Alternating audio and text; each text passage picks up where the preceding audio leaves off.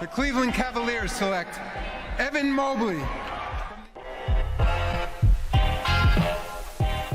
Has been a historical franchise in this league for years.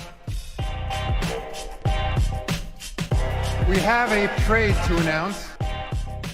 The Boston Celtics select Jason Tatum.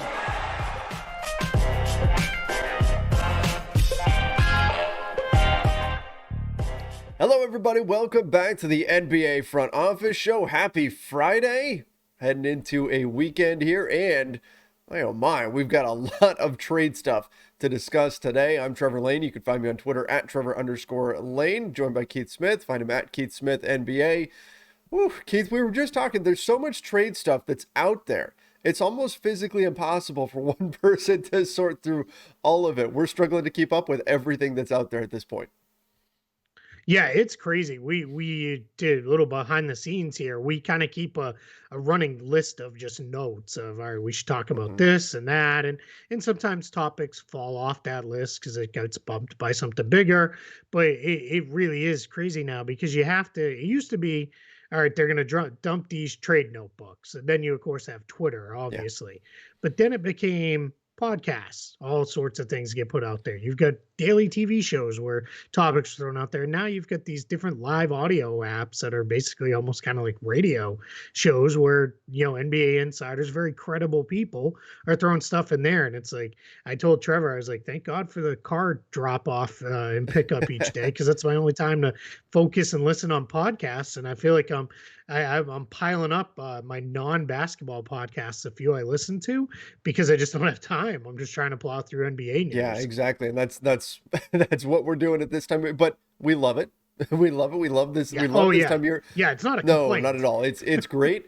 But man, it's crazy how as things have gone on, as things have changed and shifted, we're seeing more stuff in different places. So you're having to scour different areas, whether it is like a live chat, things like that. You've got podcasts, you've got, of course, the news posts and all sorts of stuff that's out there. So we've done our best to compile Well, let me say one thing too, just as a thank you, beyond thankful for Real GM's Wiretap, as well as Hoops Hype's Rumors page, because they do a great job of collecting all the biggest stuff and filtering through and getting you the real kind of meaty news that you need to. And that is huge for us doing this show, because those are probably our two primary sources to run to check for news and notes and all those things beyond the things we hear directly, just to make sure we're not missing something. But yeah, let's go, because there's a pretty big bubbling story. Let's talk about this. James Harden. A little beard tampering going on here, potentially. Teams are getting a little concerned that maybe there's something already kind of fishy going on with James Harden and the Philadelphia 76ers, to the point where teams are considering, according to Chris Haynes, about asking the NBA to kind of look into this. So what are your thoughts on this whole situation? Could this wind up being a tampering complaint? Yeah, I think it may very well, as if Harden, of course, lands with Philadelphia in the end. If he doesn't, then it's probably one of those things where everybody says, all right, let's wash our hands and move on. We don't really care about this. But if he lands there, you don't have this much news this far out. I mean, this makes the Kyle Lowry stuff look, minor, right?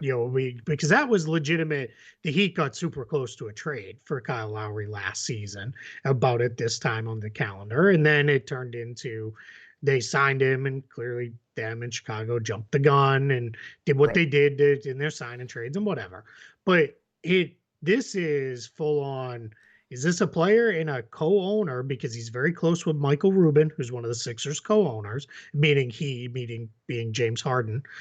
Is this the two of them and maybe Daryl Morey, but really kind of back channeling things to a really, kind of unprecedented degree of, hey, let's team up. Let's make this happen. How do we make this work in the offseason? Now, the Nets have said, there's no trade happening right now, as they should. Sure. They're a title contender. There's no reason to make a trade right now.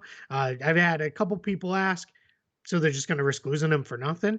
No, because he's not going to Detroit, Orlando, or San Antonio. Those are the cap who are the only teams with cap space. So you're going to get something in a sign and trade. And if you don't like what the something is, you simply say, no, we're not doing it then. We're not going to do that. And then It's not like James Harden's going to go sign the mid-level exception to get to a team like that. That's not going to happen. So Brooklyn still has quite a bit of power, whether it's now, later, whenever. But yeah, this is a messy situation that I think you've got beyond the Nets and the Sixers. There's 28 other teams that are like, well, wait a minute. We can't be having this stuff go on this far out. Well, and here's my initial thought when this first started coming out was, how do teams that are pursuing Ben Simmons feel right now? If you're the Sacramento Kings, if you're the Pacers, if you're the Wolves, if you're any of the teams, the Hawks, any of the teams that have been in the mix, right, for Ben Simmons, and you're getting the impression now that the Sixers don't even want to trade him. And this is not a new thing. That's been from the moment he hit the market. There have been teams that have walked away from conversations with the 76ers saying they don't really want to trade this guy based on what they're asking for.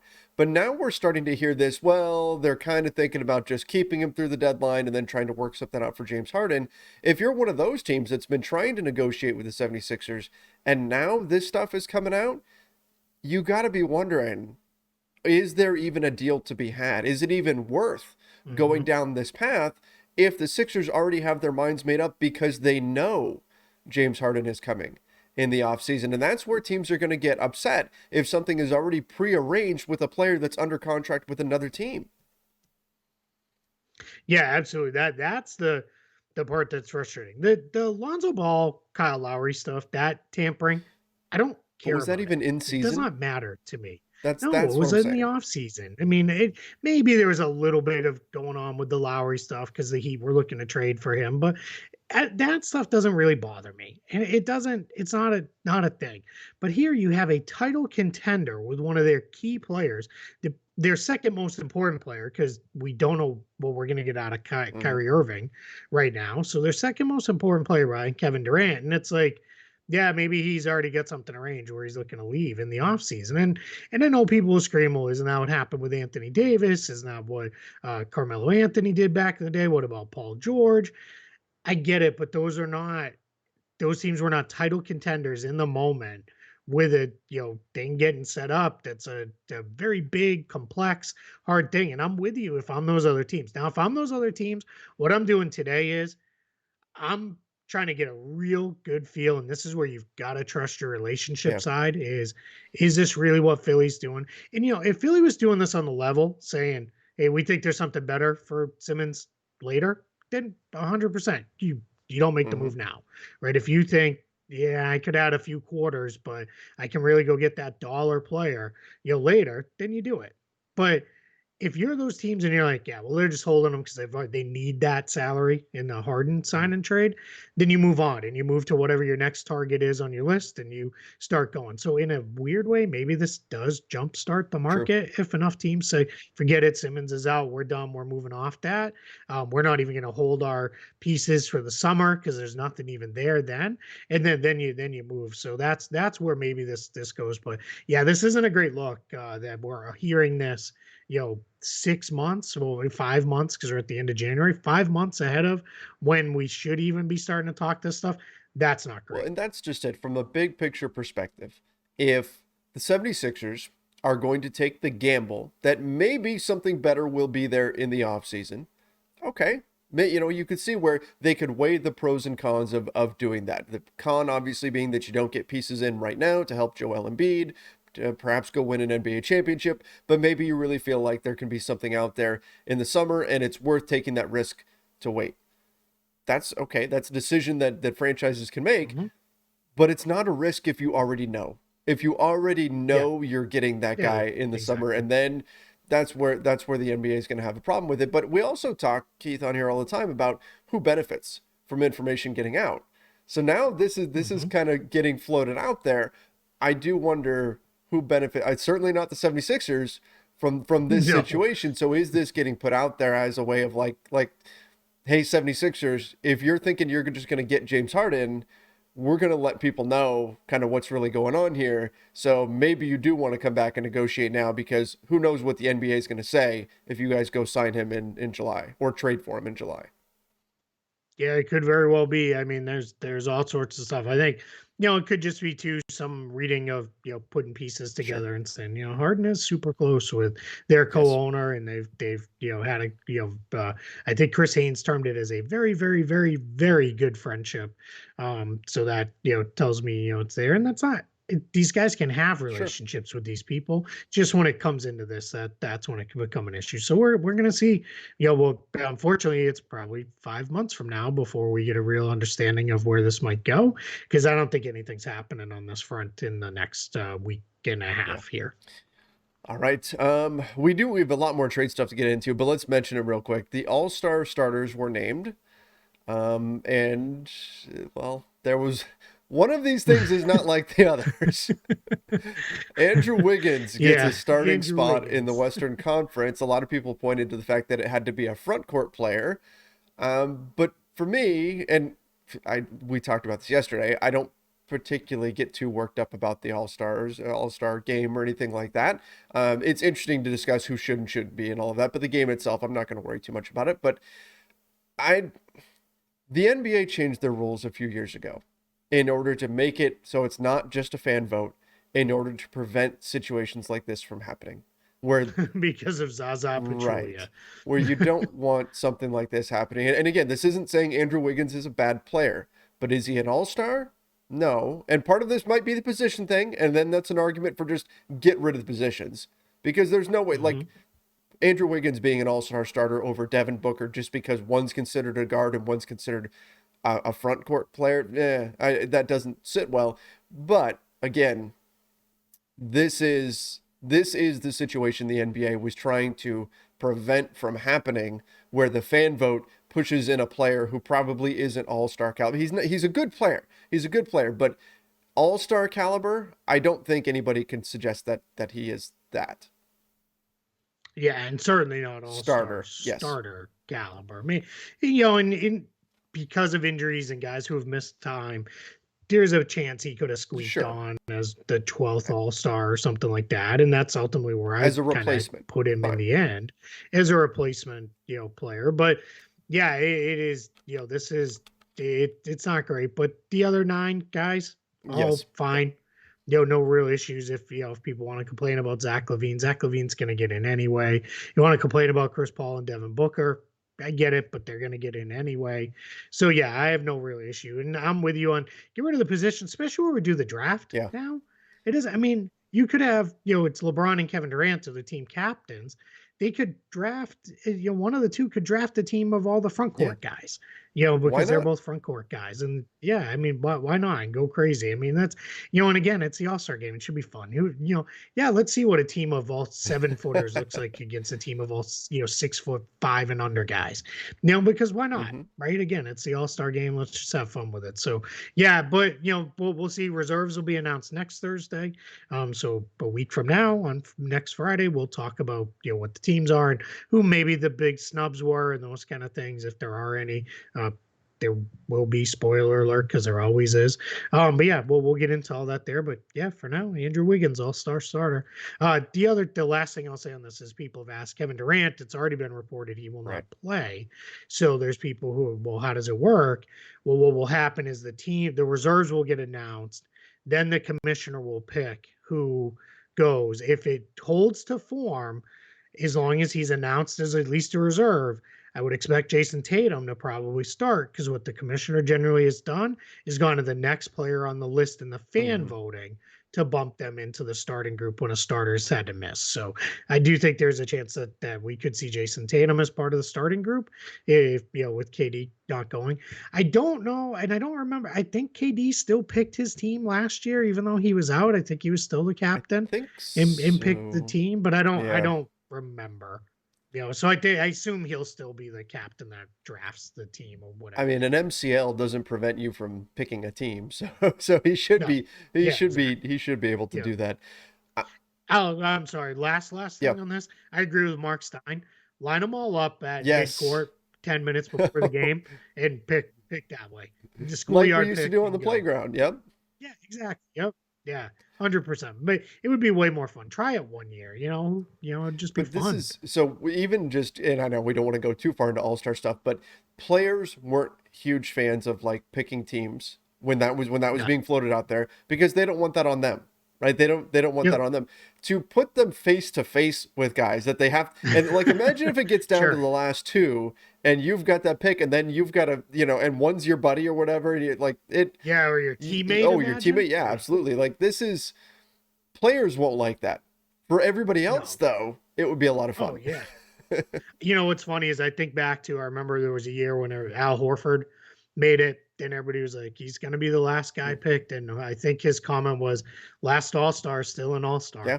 So I mean, hey, at the end of the day, it's not like we're drafting the 17th man for the worst team in the league here. Let's see here. We've got a lot of trade stuff to get into at this point, so let's get into my Lakers. There's some news out there on them, and some that's actually kind of confusing in terms of making the salary cap work. So Keith, this is why this is great that you're here with me, because I'm looking at this and I'm thinking the math does not work on this. So the word that's out there, according to Chris Haynes, is that the Lakers called up the Kings about Buddy Hield. Shocker, right? Because the Lakers and Kings were on the verge of making a deal for Buddy Hield during the offseason, and then fate intervened and the Lakers wound up with Russell Westbrook instead. But apparently the Lakers have called the Kings, and they've been offering their go-to package, the only package they can really offer, and that is Talen Horton-Tucker as part of it. According to Haynes, you've also going to have Kendrick Nunn in there. I don't know if the first would be involved or not, the 2027 first, you have to imagine. But getting there, $22 million for Buddy Hield, the math doesn't work on this, Keith. Even if we stack up two veteran minimums along with THT and Kendrick Nunn, you still aren't quite at a workable deal. So what's going on here? Why is this getting out that the Lakers are trying to trade for Buddy Hield when it doesn't seem like they have the salaries to do it? Yeah, and I will say this with full disclosure. I know Chris, so Chris's reporting is always true and honest. He doesn't just throw stuff out there randomly. It's also, Chris is not one of these, you don't see Chris out there every third day with some new rumor, right? It's when he has something real. Now, what I think is probably going on is the Lakers it was probably an engagement around, are you interested in this as a base package? We'll figure out the rest. That is my assumption here, is we'll figure this out. If that means we've got to get a third team, because we're going to have to send out 3 of our minimum set, Wayne Ellington, Dwight Howard, DeAndre Jordan, and Kent Bazemore. And we got to get somebody to, hey, Oklahoma City, will you take one of them on for, a future second? That may be the way this went down, right? It could be, because you're absolutely right. The Horton-Tucker Nunn package. So because the Lakers are a tax team, highly likely to be a tax team at the end of the trade, what it works is they could take the outgoing salary that they send out. So that's $14.5 million for those two guys. And they can bring back 125% of that. So that's $18.1 million plus 100,000. So you're talking $18.2 million. That's your range, right? And that is the top end of your range. You add a $1.6 million player to that, because that's a minimum player, 1.7. Let's round it. Now we're getting close to, that's $20 million. But Buddy Hield is a $23 million player this season. So that doesn't, to your point, that doesn't match up. You're going to have to do it was funny on the Low Post, Zach Lowe said to Bobby Marks, we need a nickname for the Horton-Tucker Nunn package. And it was so true there, but I'll just call it the package for now. You need to add 2-3 players to the package to go get Buddy Hield, because you're still, you're over $5 million short, on there, about $5 million short to start with, and 2 minimum guys, that's only about $3.4 million. So that's where probably let's just pretend, right, and say that was going to go down. My guess is that's what it would be, is it would be something along the lines of Horton-Tucker, Nunn, first round pick, and then the salary ballast would be Wayne Ellington, DeAndre Jordan, Kent Bazemore. They're the 3 guys who don't really play. And then you throw them in there, and then you probably get a third team, because the Kings aren't in a position to also do a 5-for-1 trade. Exactly. So then you throw in, one of those guys there, or maybe the Kings send back a minimum salary too, because remember, with minimum salaries, you can either count them or not count them.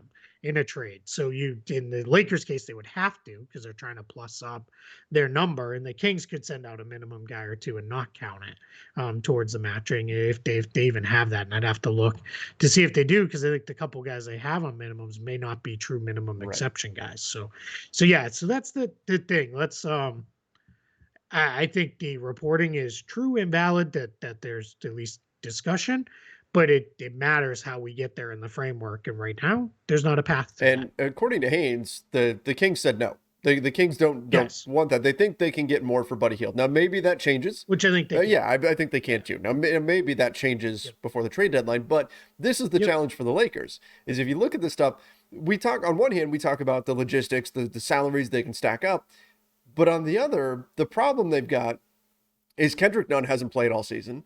Taylor Horton-Tucker has not played well most of the season. He's had some flashes where he's had some nice performances, but also somewhere he didn't look good. Last night against the 76ers, he did not look good at all. So if these guys were playing and playing well, this discussion would probably look a little bit different. But right now, the Lakers have that challenge. It's not just making the math work. It's finding teams that want these specific players that the Lakers have to offer. And again, you and I have gotten into this quite a bit.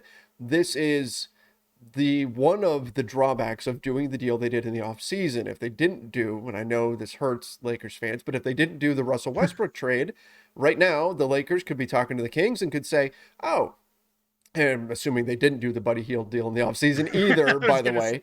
But if hypothetically we're in this alternate timeline where we've got variant Buddy Hield and he's still a Sacramento King, and you've got these pieces for the Lakers. Let's say the Kings say, we just don't really like Taylor Horton-Tucker. The Lakers could go, oh, okay, well, could we interest you in Kyle Kuzma? He's a $13 million. Can we interest you in Kentavious Caldwell-Pope? What about, hey, we signed Alex Caruso to a deal. Here's that. Or Montrezl Harrell, right? They would have different options that they could turn to in the event that a team doesn't like a specific player.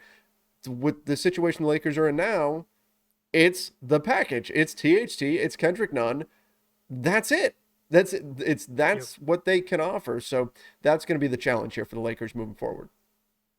Agreed. I think in a trade for any one single player, you're capped out at about $20 million in salary, just less than that, because I think you can pull off in general a 3-for-1 trade with relative ease, because you can do Horton-Tucker done plus one minimum. That gets you to almost $20 million in matching salary. If you go beyond that, then you're having to get a third team involved. That just becomes difficult, because if, let's just say in this construction, if it's the Kings in Oklahoma City, the Kings have no reason to pay Oklahoma City to take on a Lakers salary. That's, so that's, then you're talking, all right, well, what are the Lakers throwing the Thunder's way? And that becomes, all right, well, let's get, we're going to send a pick or something like that. And that's where it starts to get really, kind of more complicated than not. And that's the tricky part. Now, let's flip to another thing involving the Lakers, and just because it's kind of a fun thought exercise. This is not was not reported by Bobby Marks or Zach Lowe. This was just what if, talk like we do here, right? We throw out what if. Look at that. We got what if and variants in there. The Marvel love stays strong. That's right. On the front office show. What Bobby threw out there was the Knicks are open to, Brian Windhorst reported at first, Zach and Bobby confirmed that the Knicks are open to trading Evan Fournier, Kemba Walker, Alec Burks. Not necessarily as a package deal, but just, any one of them or all of them. However, they're open to moving those guys. Makes sense, right? The Knicks have struggled this year. They haven't played very well. It makes sense why they would want to move. Bobby Marks threw out there, do you call the Lakers and say, what about Russ and a first-round pick? And it blew Zach's mind so much that he just stopped. It was like, I need a second. Like, he was so unprepared for Bobby to say that I was like, I was laughing so hard when that part happened. Let me pause here too. I want to send all the love in the world to Zach Lowe. I think he is probably everyone's favorite basketball writer, podcaster out there. Nobody ever has a bad thing to say, and nobody should. Super kind, super friendly, super well connected, excellent at his job. He'd been away for a couple weeks, so we're not kind of wondering what happened. He, at the opening of the most recent Low Post podcast, said his mom suffered a severe stroke, and that's why he's been away. And that's what he's been kind of dealing with over the last couple of weeks. So all the love to Zach, his entire family. We're rooting for your mom to get better. I know we're both massive Absolutely. fans of Zach's here. He's been extremely kind to me when he had absolutely no reason to be. I'll just tell a quick aside. Our first interaction ever was I kept hammering that Al Horford was probably going to start at the 4 for the Celtics the year that they got Gordon Hayward and Kyrie Irving and all that stuff, because he didn't want to start at the 5. Like, that was the thing. And Zach sent me a note and said, this Tatum kid is really good and they're really high on him. Horford's 100% going to start at the 5. And Zach was right, and that's exactly what would have happened had Gordon Hayward not broke his leg in half, on opening night. So just super cool for him to reach out and share that tidbit going into the season. But yeah, this trade construction just completely set him back. He didn't know what to think about that at all. So let's break that down. In theory, and I mean it works, but Fournier, he's at, never Google. He's at 18.1 million. You've got Alec Burks at just under 10, 9.5 million, aka the THT right there. Then you're adding in Kemba Walker, who's at 8.7. Not bad there.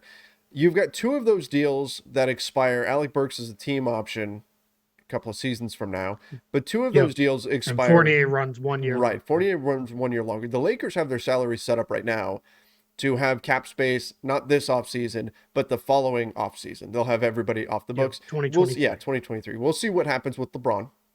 He may decide he's going to play another 10 years. You never know, right? So he'll be out of contract at that point, but he may re-sign, and maybe that changes all your cap space stuff.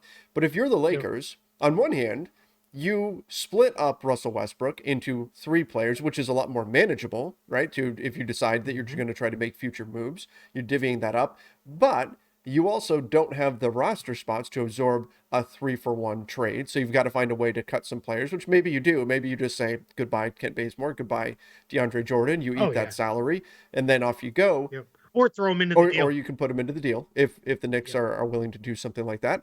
But then you're also talking about taking on money into that cap space here. Is this, how would you feel about this from the Lakers' perspective? Is this something that you do if you're LA, knowing that it costs you that first? I would immediately hit whatever button on my phone is to do the 3-way call and dial the league in and say, hey, we have a trade to process. I wouldn't even hesitate.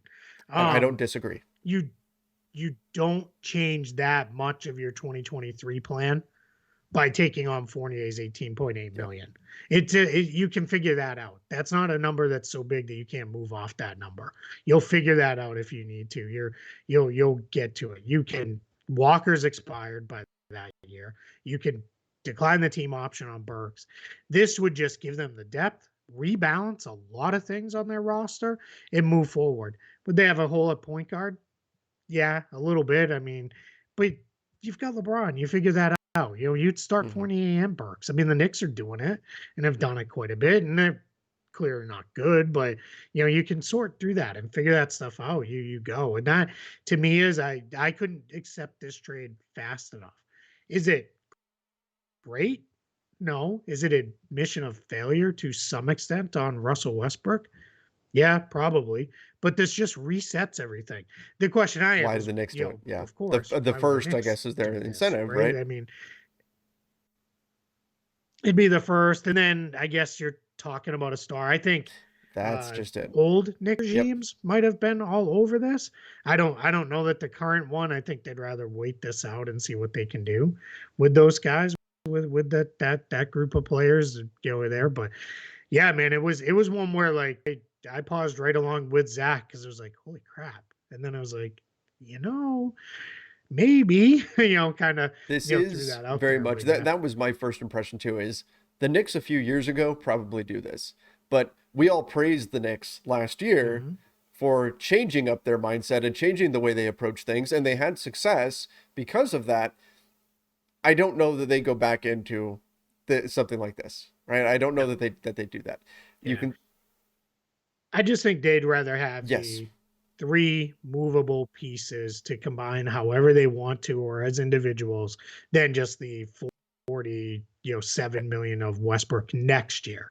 This year, I don't know that's all that big of a thing. It probably nets to basically even for them, and I don't think they really care. But yeah, I think next year they'd much rather be in a spot where okay, we've got these three guys that we can do something with as we continue to try to retool.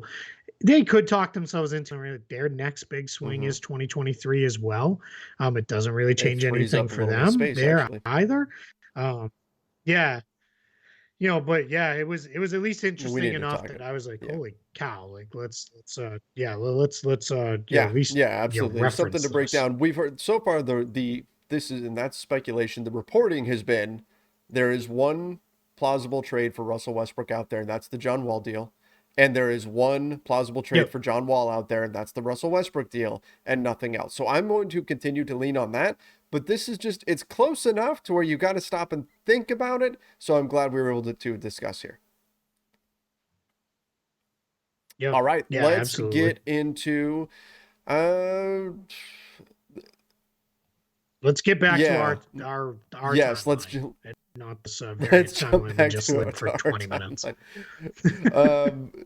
Continue with Zach Lowe, and let's stick with the Knicks. Teams have been trying to trade for Emmanuel quickly, and New York has said no, which isn't a surprise, but just interesting to note that teams are kind of poking around, seeing if they can perhaps pry him free from New York. And this is what teams should be doing, right? If you see a team that's struggling, that isn't living up to expectations, might be looking to shake things up, make a move, that you're calling that team, trying to see, hey, maybe they're not as high on this player as we are, or as they maybe should be. And so you see if maybe you can get a guy that that otherwise you couldn't if the team was performing well. Yeah, absolutely. See if you can get pounce and vulture a player away. But the Knicks, the whole idea behind them even thinking about trading those three veterans is to open up room for more minutes for Emmanuel Quickly, Quentin Grimes, their two recent draftees, and then Cam Reddish, who they just acquired. And let's remember a couple weeks ago, well, I guess probably a week or so ago, Tom Thibodeau said, hey, I'm excited when Reddish is ready to go because I don't know how I'm going to work them into the rotation because they've got a lot of wings. So, that's kind of the thought process I think from the Knicks side. We're the kids, we're not even interested. And I've heard too the same holds true for Obi Toppin. Teams have asked and they're like, nope, we're good. And the thought process there is like his best position is the 4. Julius Randle's best position is the 4. They don't really play well to go, but the Knicks have held firm to no, we're not interested in. That's the right decision. Don't trade. Don't be the Knicks of old where you start doing stupid stuff, trying to buoy a crappy veteran roster that's not good enough. And I trust the front office where they stand today to say, we're do trade for Russell Westbrook. Knicks. Let me put that out there in the universe. The content desire. Oh, could you imagine? Could you imagine that trade? Ricky. Oh, amazing. You'd have 100 videos on Lakers Nation. Easily. Ricky Rubio got a disabled player exception. The Cavs were able to get one. So that's important to note. Now, he's also been in trade rumors. Apparently, they are interested in Dennis Schroeder. Perhaps can work something out there. But let's go from a functional standpoint. They've got the DPE now. If they trade Rubio, what happens to it? Yeah, if you trade him before you use it, you lose it. It goes away because he's no longer on your roster. If you use it, you've used it, and then there's nothing that can happen, right? It's got used. So that's the part of that disabled player exception. I wrote extensively for this on Celtics blog when Gordon Hayward got hurt. So if anybody's looking, all you have to Google, I promise, is Keith Smith, disabled player exception, Gordon Hayward, and you'll get a bunch of articles that come up that explain. But the real quick explainer is it can be used to acquire one player. And that player's salary can be up to $8.9 million. That's the amount of this DPE that the Cavs got. It's either for half of the player's salary up to the level of the mid-level exception. So Rubio's half of his salary was less than the MLE, so that's why it's at $8.9 million. But one player can be acquired. You can either sign that player as a free agent, just to reference That's what Boston ultimately did with the Hayward one. They went and signed Greg Monroe for the rest of the season. That worked out absolutely wonderful, and the Celtics didn't do anything after that.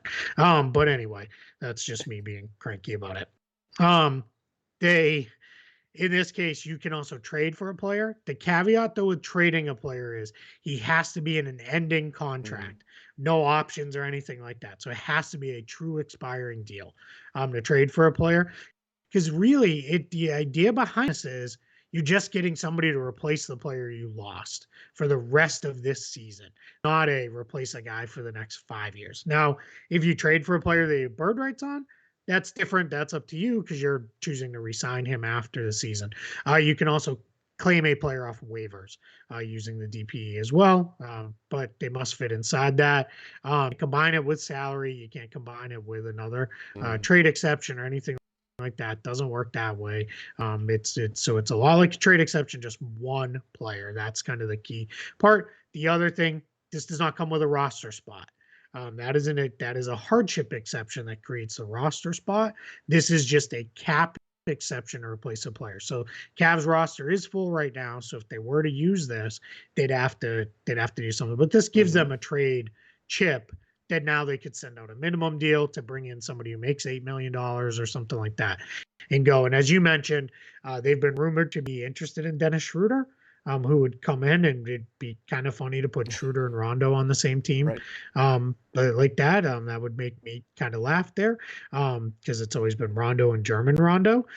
But we'll see if that's where that goes. The Celtics, I presume, might have some interest in that because that would get them out of the tax if they moved on from Schroeder for even a minimum guy back from the Cavs. But we'll see where the Cavs go with that. But now they've got a tool Schroeder and Rondo together, they would just have to have a competition of wrong-handed scoop layups and see who's and letting the ball roll at inopportune times. That's the number one thing that drives me more crazy than anything else Dennis Schroeder does is let the ball roll. Celtics fans that watch the show know how much that. I don't even mention it anymore because now it's like you just sets know me what off. he's doing there.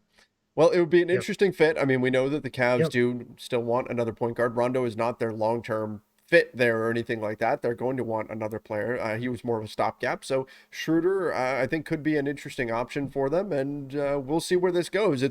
Sometimes we look at things and we think, this rumor's out there, but this doesn't really make sense. This makes a lot of sense, I think, from the Cavs side of things, and I think the Celtics as well, because as we've talked about many times here, it's an expiring contract, right? I mean, they're not expected to keep him past next year. Maybe it's possible, but most likely this was a one-year thing. Sure. So if you're the Celtics, why not get something for Dennis Schroeder now rather than have him walk away and get nothing a few months from now? Yeah, absolutely. Yeah, you're not getting anything great, but get a second-round pick back and the whatever salary you need to take back to make it all work out, and off you go. They might even tell the Cavs, hey, you eat this salary. One thing to keep in mind, though, with the Cavs is we talk about them with all this, they're only about $3.3 million under the luxury tax line. I don't know how super thrilled they are with let's add a whole bunch of salary the rest of this year. So that's just something to keep an eye on with them. Is I don't know that they're necessarily going to want to do that to add take on a lot of salary going forward. But they've got ways they can work around that if they need to. All right, so that'll wrap things up for this episode. Now, we are going to have one coming out a little later today because we actually have so much to get through trade news-wise that we couldn't fit it all into one show. So a little later this afternoon, there will be another front office show coming out, so make sure you guys are on the lookout for that video. We're going to get into the Wizards and Bradley Beal. We're going to talk a little Jeremy Grant, a lot more to break down, so make sure you guys are looking for that next video that's coming. Make sure you are subscribed right here to the NBA Front Office YouTube channel. Turn on those notifications. That way, as soon as we put that video out, boom, you get notified and you are up to date on all of the latest. Till then, everybody, see ya and stay safe.